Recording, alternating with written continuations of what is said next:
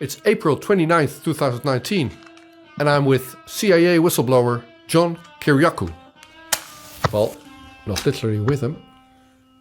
I'm in Holland and lighting my little candle here because this is called Potkaars, pot in Dutch, with a candle.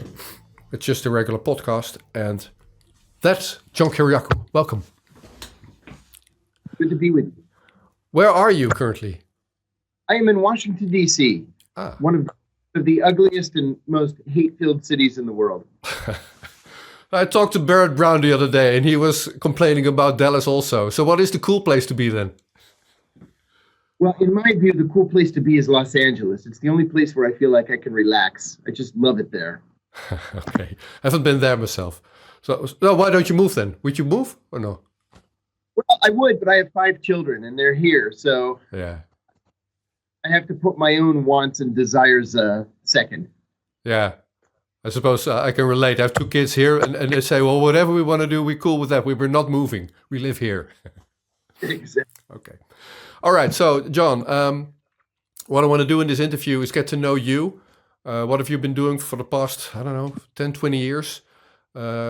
Since you're known as a CIA whistleblower. So how did that happen? You disclosed the fact that the United States was torturing people, waterboarding them in Guantanamo Bay. Now, after we did that, I want to move into how your view on the world, if you will, on operations like that, on CIA and that. So, for starts, what did you do, like in the 10, 20 years prior to blowing the whistle on CIA? I joined the CIA in January 1990. I spent the first 7 years of my career there as an analyst working on Iraq. I got bored, and I'm a linguist. I speak both Greek and Arabic, and so I switched to counter-terrorism operations in 1997. I served overseas in a lot of different places, mostly in the Middle East, working on counter-terrorism, mostly working against Qaida. And then after the 9/11 attacks, I became the chief of CIA counterterrorism operations in Pakistan. It was in that position that I led a series of raids that resulted in the capture of Abu Zubaydah, who we believed at the time to be the number 3 in Al-Qaeda. I returned to headquarters in the middle of 2002. I was promoted on the strength of the Abu Zubaydah capture, and I became the executive assistant to the CIA's deputy director, and participated, I'm ashamed to tell you, in the planning for the Iraq War, which many of us opposed, both inside the CIA and outside. But the decision had already been made at the White House. That's an issue for a different conversation, of course. I left the CIA in 2004. And I went into the private sector. Now, when I got back from Pakistan, and this is kind of the crux of the whole thing, I was asked if I wanted to be trained in what a senior officer called the use of enhanced interrogation techniques. I had never heard that term before. This was in May or June of 2002. And I asked him what it meant. And he got very excited. And he said, we're going to start getting rough with these guys. And I said, well, what does that mean, rough? And he described these 10 techniques. And I said, that sounds like a torture program. No, it's been approved by the president. It's not torture. And I said, no, I have a moral and ethical problem with that. I don't want to be involved with that at all. And so I wasn't. And I went on to work on Iraq again. So I left the CIA in 2004, and I actually waited for somebody to come forward and say something about the torture program, and nobody said anything. Yeah. I was my wife, who at the time was also a senior CIA officer. When is somebody going to say something? I mean, this is so clearly illegal. Certainly somebody is going to come out and say, we need to stop this. And nobody did. And so to make a long story short, in December of 2007, I finally decided that I would say something. I did not go through my chain of command.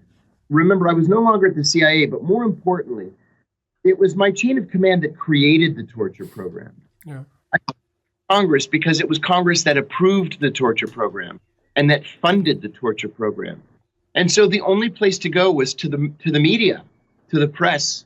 And I agreed to give an interview to ABC News here in Washington, in which I said three things. I said the CIA was torturing its prisoners. I said torture was official U.S. government policy. It was not the result of a rogue officer, as the president had said. And I said that the torture program had been personally approved by the president. So as you can imagine, the FBI began investigating me the very next day. And they investigated me for a full year, from December of 2007 to December of 2008. And they decided in December of 2008 that I had not committed a crime. And they closed the case. Yeah. 3 weeks later, Barack Obama became president. And I had no idea that he asked the Justice Department to secretly reopen the case against me. Oh, secretly even? Secretly. Yeah. I had no idea I was under surveillance. I had no idea that my phones were being tapped. I had no idea that the Justice Department was reading my emails. And they did that for 3 more years. And finally, in January of 2012, I was arrested. I was charged with 5 felonies, including 3 counts of espionage, all coming out of that ABC News interview. And all the time that you were being investigated, that was the time that you wrote your book, or no? During the time I was being investigated, not only did I write a New York Times best-selling book about my experience, but I was hired by John Kerry to be the chief investigator on the Senate Foreign Relations Committee. So here you have the chief investigator on the most prestigious and important committee on Capitol Hill. Yeah. I'm under secret investigation by the FBI for espionage. Was Congress, so President must have been aware of that program, but what do you think, in hindsight, was Congress aware at that time also? They were. Yeah. They were totally aware, and they all pretended that they weren't. They all pretended that their hands were clean. And that's something that our politicians do quite well here. Oh, not just over there. It's a common thing. All right. So, well, the guy investigating you in secret, that's somebody who's known in Holland for the Russian collusion investigation, Mr. Mueller, right? I think the people of Holland are aware of just about everybody that was involved in my case. John Brennan, and I've known John for 30 years. John Brennan, the former CIA director, was the one that asked the Justice Department to reopen the case against me. And it was because John had a Nixonian obsession with leaks, with national security leaks. So John asked the Justice Department to open the case. Robert Mueller was the chief of the FBI at the time. He created something called the John Kiriakou Task Force, which went on to spend $6 million of the taxpayers' money, following me everywhere I went, reading my mail, listening to my phone calls. And then when I was finally arrested, it was an FBI agent by the name of Peter Strzok who actually physically put the handcuffs on me. Peter Strzok was the FBI agent implicated in the Mueller case for plotting against the president. Yeah. So all these same people who were involved in the Mueller investigation, John Brennan, Mueller himself, Peter Strzok, Eric Holder, these were all the same people that went after me. This is what they do. Yeah, well, yeah, that's what they do. Okay, fair enough. But this particular focus on you, that was new, I suppose. Who went before you, or with all that focus, or were you the first? I was not the first. Tom Drake was the first. Yeah, okay. Jeffrey Sterling came after Tom Drake. I was the third. Okay. And then Ed Snowden came after me. So it was a line of us. And remember, we have this law here in the United States called the Espionage Act. The Espionage Act was written in 1917 to combat German saboteurs. Between 1917 and 2009, 3 Americans were arrested and charged with espionage for speaking to the press. But just under Barack Obama, 8 of us were arrested and charged with espionage for speaking to the press. That's almost 3 times the number of all previous presidents combined. And it was because of people like John Brennan and Robert Mueller, who were advising Barack Obama. Yeah, so let's go into that a little bit more then. So when Obama was elected, I remember that vividly. I was cheering him on. So, oh, this is a good thing. Yeah, I did the same. I even took my children to witness the inauguration. There you go. On the Washington Mall with all the guitarists and your heroes and stuff. So were we wrong, or did something change after that? Wrong. We were wrong, and I'll tell you why. Yeah. There was a book that was published in 2013 called Double Down, written by Mark Halperin and John Heilemann. They're 2 eminent political reporters here in the United States. Barack Obama agreed to sit for an interview for this book. And he said 2 things that were shocking. One, he said very plainly, matter-of-factly, he said, I never said I was a liberal. Just like that. I never said I was a liberal. We believed that he was a liberal, but he was a fake. And the other thing that he said that was shocking, he was talking about the drone program. And he said, I never had any idea that I would be so good at killing people. That was Barack Obama. We hated George W. Bush so much. We wanted out of Iraq so badly that we tricked ourselves into thinking that Barack Obama was going to be our savior. And in many ways, he was worse than George W. Bush. Okay, if we extend then, so we had a second Bush, then we had Obama. What's your take on Trump? Trump's even worse than Obama was. I was just talking to one of my attorneys last night, and my attorney told me that there are 3 times the number of national security leak investigations going on right now than in the worst year of the Obama administration. So we thought Obama was bad because he 8 people compared to 3 in the previous history of the United States. There are 123 leak investigations taking place right now. It's unprecedented in American history. So is that the president's administration that's initiating this, or you think? Yes. Yeah. Yes. It's this president specifically. And even more granularly, it was Attorney General Jeff Sessions. Now, Sessions is gone, and he's been replaced by William Barr, but those investigations are ongoing. Yeah. So it's the administration. It's Donald Trump pushing this issue. Okay. So back to your story. In 2012, you were convicted, even though under the Bush administration, they thought, well, no, not too much went on. So what specifically were you convicted for? Yeah. So I was charged with 5 felonies, including 3 counts of espionage. I hadn't committed espionage, clearly. I was facing 45 years in prison, and I decided to go to trial because I knew in my heart I had done nothing wrong. What I had done was in the public service. And so I decided to go to trial. Well, I went before Judge Leonie Brinkema. She's the judge that is handling the Assange case. She's the judge that is handling the Snowden case. She's the judge that put Jeffrey Sterling in prison. She's a hanging judge. So she denied my 70 requests to declassify 70 different documents necessary to defend myself. As a result, I had no defense. My defense was classified, and I couldn't say classified information in court. That would have been actually, ironically, another espionage charge.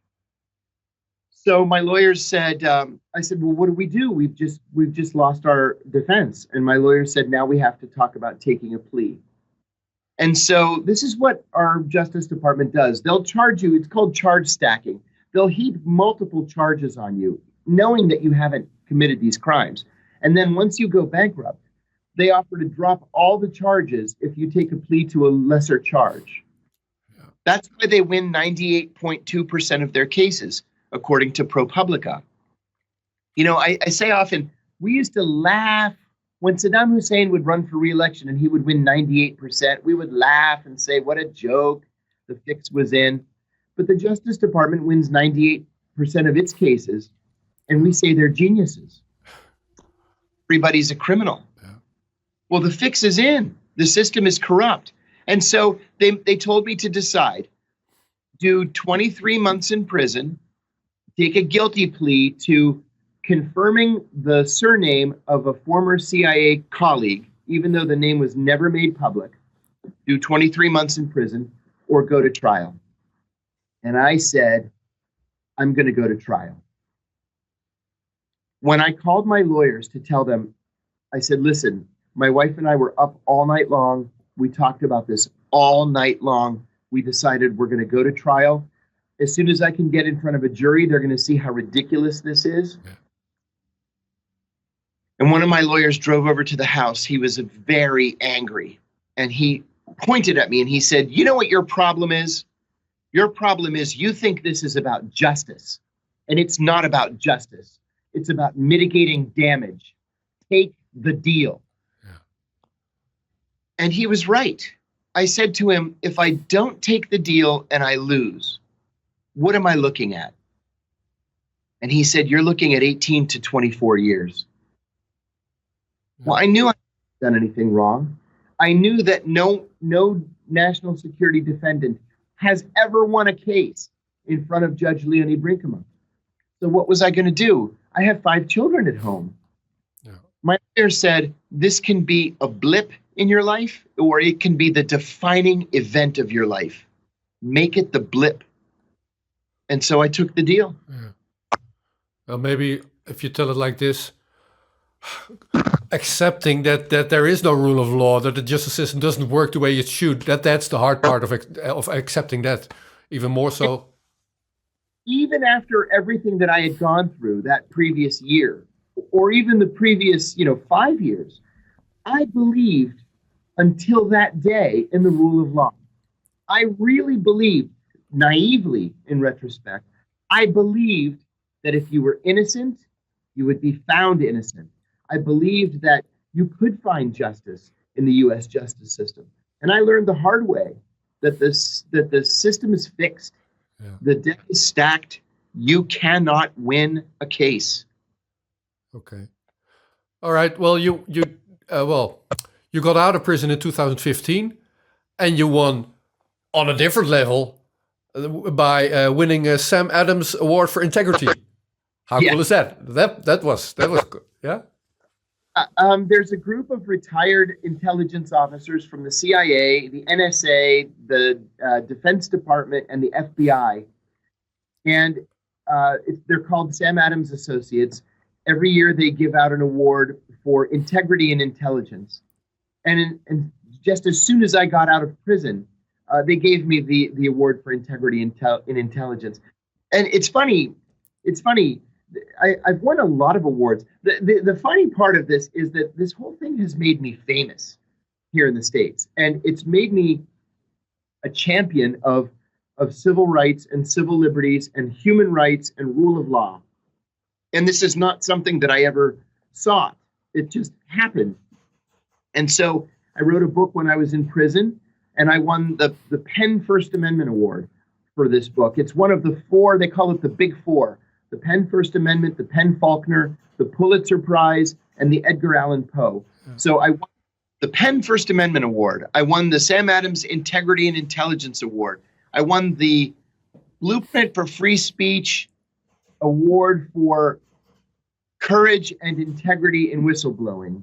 That's what that one was called.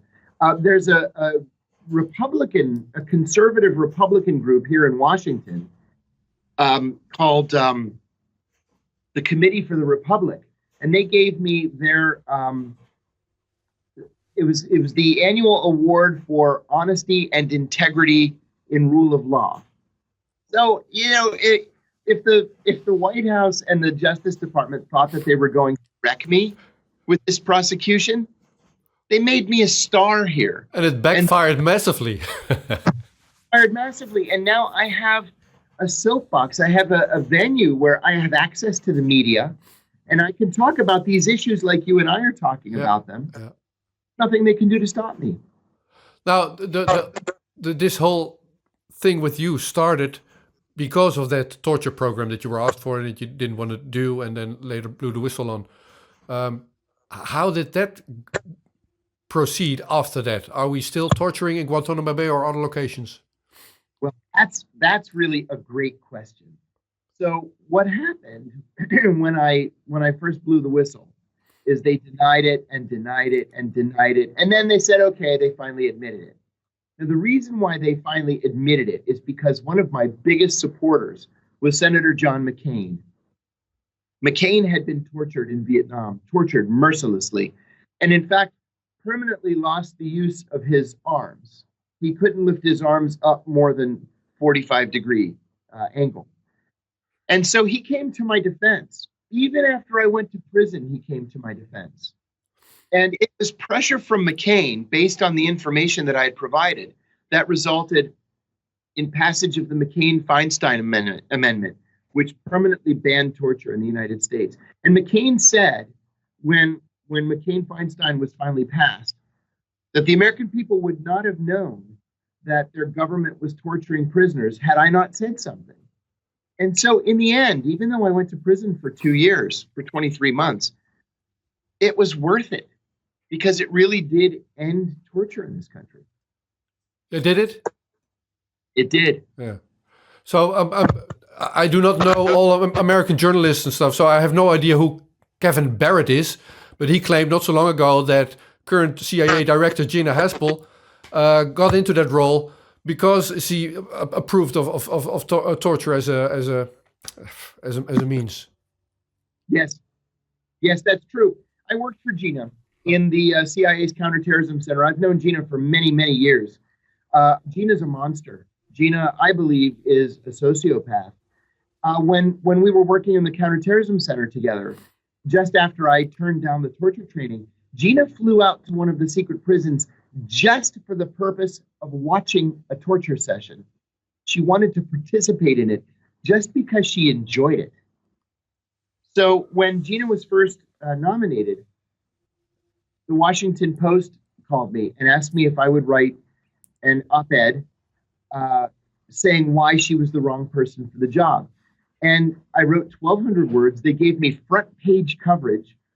And the day that it ran, it was a Sunday, I got a call from Senator Rand Paul of Kentucky. He's a kind of a libertarian Republican. And he asked me to come to his office to strategize to see how we could defeat Gina Haspel's nomination. I said, done. So I drove up to Capitol Hill and we met all day coming to a strategy where we could convince Republicans, because Republicans have the majority of the U.S. Senate. We could convince Republicans that Gina was the wrong person for this job. And I went on television and I said, look, I think it's wonderful that the president wants to nominate a woman to be the CIA director. It's far past time that a woman should be the CIA director, not this woman. Yeah. That I could name 70 women that would be outstanding CIA directors. This one is a war criminal. This one has committed crimes against humanity. This is the wrong message to send to the CIA workforce. What is the message of naming Gina Haspel? The message is you can commit war crimes, you can commit crimes against humanity, you can carry out a torture program, you can murder people in cold blood. And not only will you not be prosecuted, you'll be promoted. And indeed, you could become the director of the CIA. Yeah. So who put her in that office then? Is that the president or? Yes, Donald Trump put her into office, but the Democrats are just as responsible because at the very last minute, 5 prominent, important Democrats, including my own senator,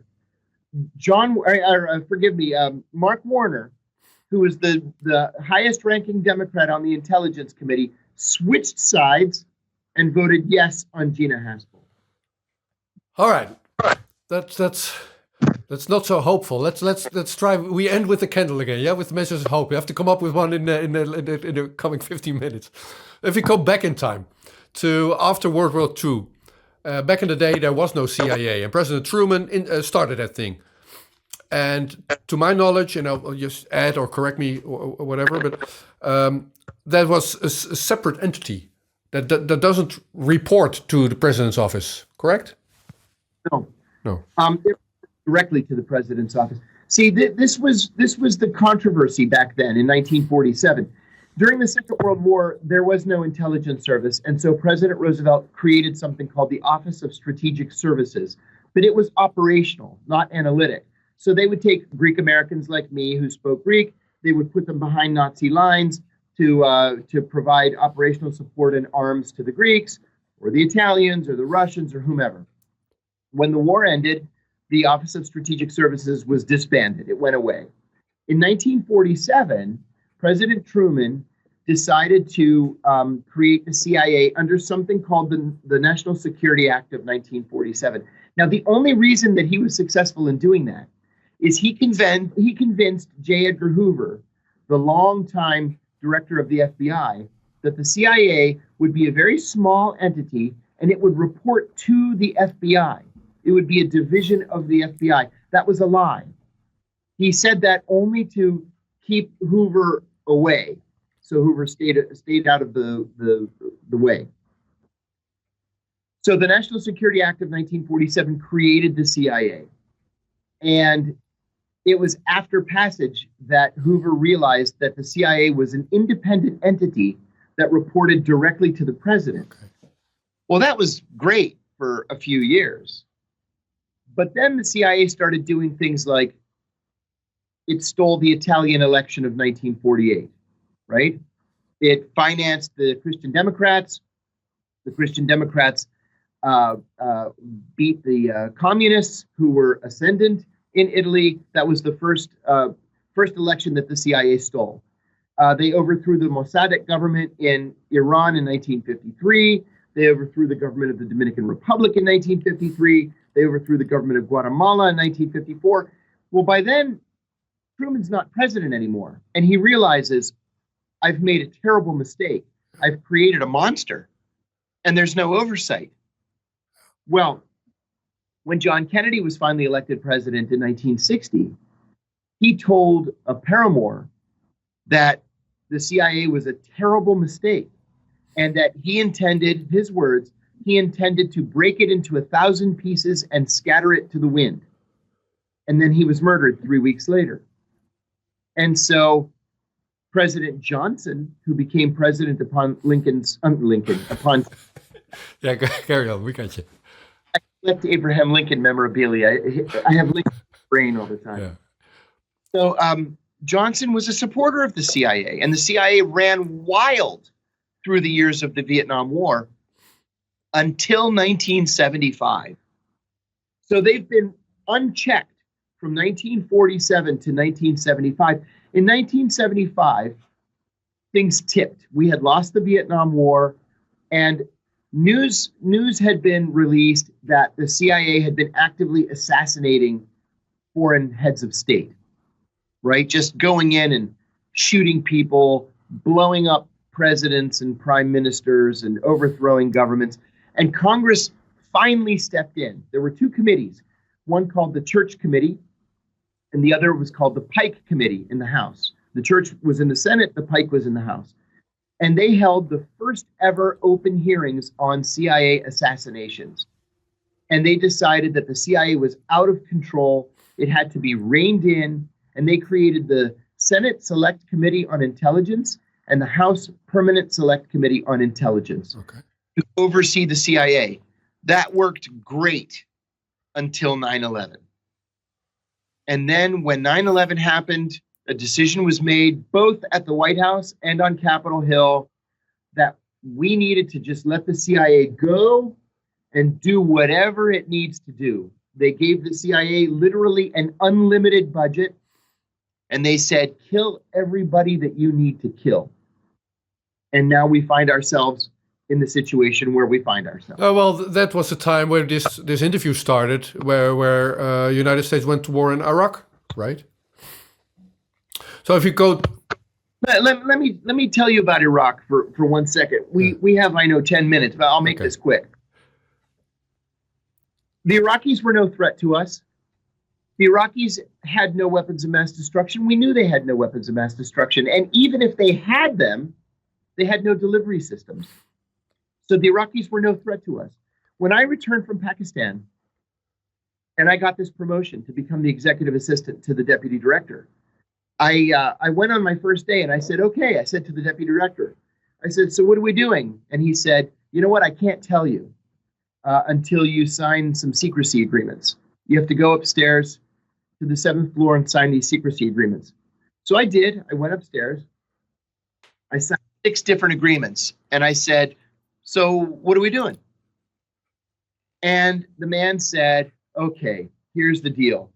He said, next year in February, we're going to invade Iraq. We're going to overthrow Saddam Hussein. We're going to open the world's largest Air Force base in southern Iraq.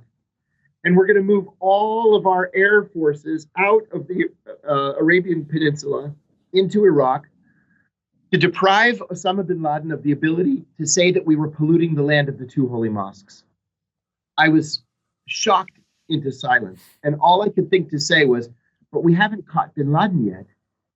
And he's like this. He said, listen, the decision's been made. The battle lines have been drawn. He said, the pro-war factions are the Office of the Vice President, the Office of the Secretary of Defense, and the National Security Council. The anti-war factions, and this is going to sound crazy, the anti-war factions were the CIA, the Joint Chiefs of Staff, and the State Department. And I said, if the CIA and the Joint Chiefs are anti-war, why are we doing it? Doing this? And he said, because we work for the president and the president told us to do it. Okay. And that was it. We went to war for no good reason. If you fast forward to today, where United States is putting ever more pressure on Venezuela, who is doing that then? Is that the president's office or is that CIA?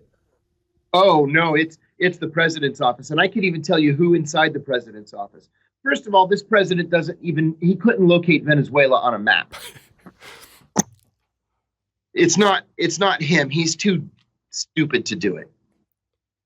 It's John Bolton, the National Security Advisor, who is one of the most dangerous men in America. And it's Elliot Abrams, a convicted criminal from the George H.W. Bush administration, and again from the George W. Bush administration. Elliot Abrams was the one who was responsible for the Iran-Contra affair. It was Elliot Abrams who spent 12 years working for Republican presidents overthrowing Latin American governments. This is what he does. And now he is the senior director at the National Security Council for Latin America. So it's John Bolton and Elliot Abrams. They hate Venezuela. They hate Nicolas Maduro. And all they want is to install a right-wing strongman in Venezuela who will do what we tell him to do.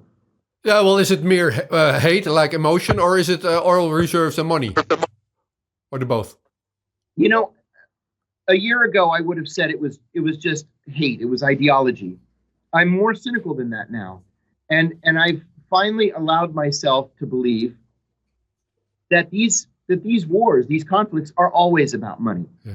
They're always about oil, or they're about rare earth metals, or they're about access to water.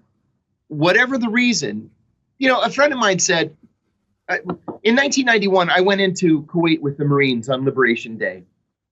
And we reopened the American Embassy there. We pushed Iraqi troops out. And I said to this colleague of mine, I said, I am so proud and so excited to be a part of this historic day. We're liberating this country for the Kuwaiti people. And he said to me, bullshit. He said, if they had gravel instead of oil, do you think we would be here today? Okay. And he was right. It's always about the oil. Yeah. It's always about the metals or about gold or water or something. Yeah. It's always about money. Okay, we still have this obligation to end this thing on a positive note. We have like 5 or 6 minutes left. There's two things I want. There's two things I want to talk about with you in the remaining minutes that you gave me. So one is what's going on with Julian Assange, And the other one is, how does Holland, NATO, EU fit into this thing? So let's start with Assange, who was taken out of the Ecuadorian embassy, sitting in a jail in UK now. What's your take on that? I stay in regular touch with Julian, and I wish I had good news to tell you. None of this is good. I think that eventually he'll be extradited to the United States, and eventually he'll face espionage charges here, which is unprecedented in American history. Julian's job, really the job of Julian's defense attorneys, is to prove that Julian is a journalist, which he is. He's a publisher. And frankly, I blame much of Julian's problems on the American media, the big media, the New York Times, the Washington Post, CNN. I blame them because they've turned on him.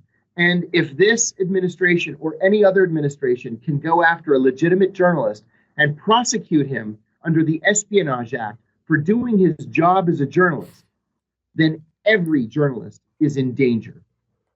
That's the end of our constitutional rights to freedom of the press and to freedom of speech. And so they're going to have to come together and support Julian. They're not there yet. So I'm not optimistic about Julian's near and medium term situation. So he's in this awful prison in London right now, awaiting extradition. He could actually delay extradition by appealing to the European Court of Human Rights for as long as 5 years. But eventually he's going to find his way here to the United States, and he's going to have a difficult time. So that I worry about very, very much. Yeah. Venezuela, the embassy. Yeah. Would you like to close on that?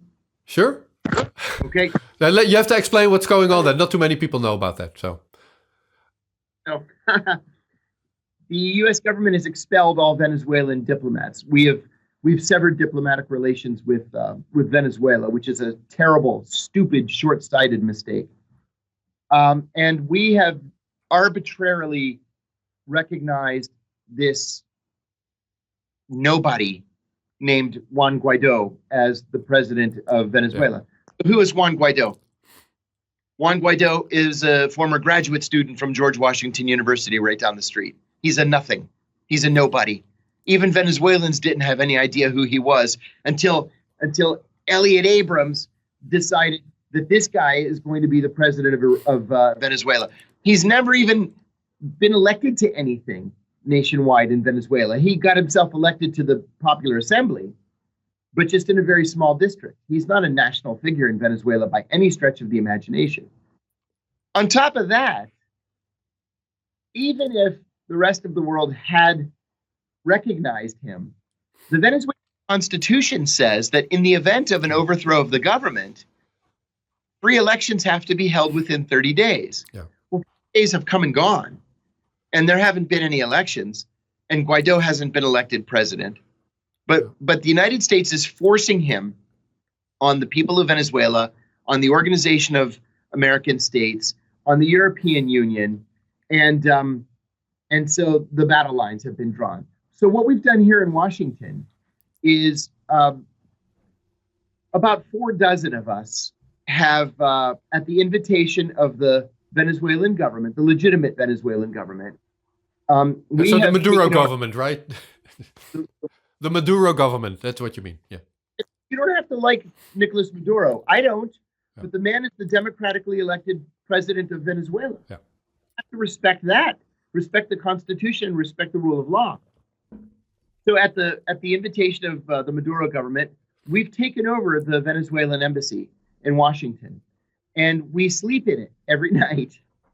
Dozens of us, we sleep in it to protect it from the Secret Service. The Secret Service has surrounded it, and they're threatening to breach the embassy, to enter the embassy and take it over and turn it over to supporters of Guaido. But so long as we're inside, they have to prepare for a fight, and we're not giving it up. So that will be a fight against United States citizens inside there. Yeah, it'll be Americans fighting Americans inside the Venezuelan embassy. Well, that sounds only fair after Assange being arrested inside the Ecuadorian embassy, right? So much for diplomatic immunity for anybody. You asked me what the Dutch can do and the European Union and such. I travel to Europe a lot. I've addressed the European Parliament 3 times since 2015 on exactly these issues. And I even met with Angela Merkel's national security advisor last time I was in Berlin. There's actually a lot that Europeans can do. And that is that you have to push your elected officials, especially your representatives to the European Parliament, to conduct and to carry out an independent foreign policy. Don't fall under the spell of the United States. This is a mistake. This warmongering foreign policy that we demand of our allies, it's just a mistake, both in the short term and in the long term. If anything, we should be promoting the cause of peace. We should be promoting the sanctity of borders. We should be promoting economic integration. We should be promoting human rights and civil liberties, rather than picking fights with other countries around the world. And that's what we've been doing for years. We just pick fights. And so, frankly, what we need here is European leadership. Because conceded leadership. You're not going to get any leadership on these issues from the United States. Well, not to... You have any ambitions on running for office or not?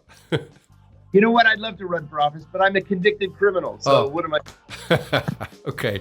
So we'll see what we can do on this end of the ocean. John, thank you so much for talking to us. My pleasure. Thanks for having me. Take care, man.